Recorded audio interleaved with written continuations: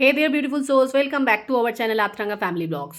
চলো আজকে কি এনেছি সুদূর থেকে দেখে নেওয়া যাক। বেশ দূরেই গেছিলাম এটা আনার জন্য।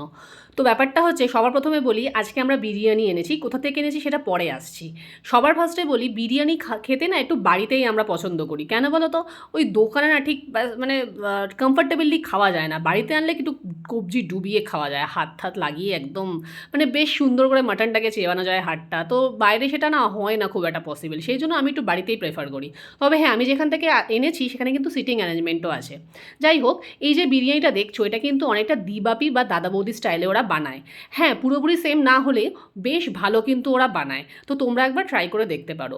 বিরিয়ানির সাথে আমাদের যেটা দিয়েছিল সালাড, যেখানে ছিল শসা, পেঁয়াজ, কাঁচা লঙ্কা। আর কি দিয়েছিল? আর দিয়েছিল হচ্ছে গ্রিন চাটনিটা।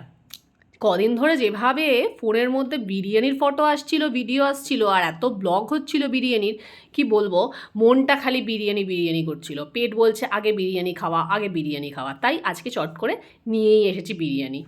তো সাথে কী ছিল জানো? সাথে কোল্ড ড্রিঙ্কস। হ্যাঁ, কোল্ড ড্রিঙ্কসটা আমরা নিজে থেকেই কিনেছি, এটা ওখান থেকে দেয়নি বটেই। হ্যাঁ, তবে কোল্ড ড্রিঙ্কসের সাথে বিরিয়ানি না হলে কিন্তু ব্যাপারটা ঠিক জমে না।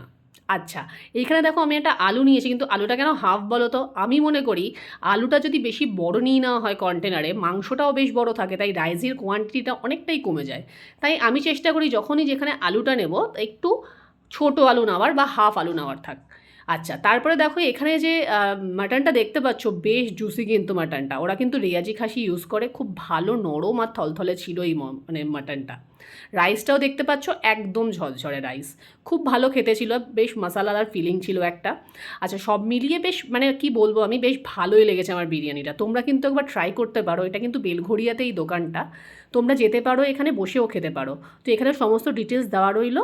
ভালো লাগলে লাইক, শেয়ার অ্যান্ড সাবস্ক্রাইব করো।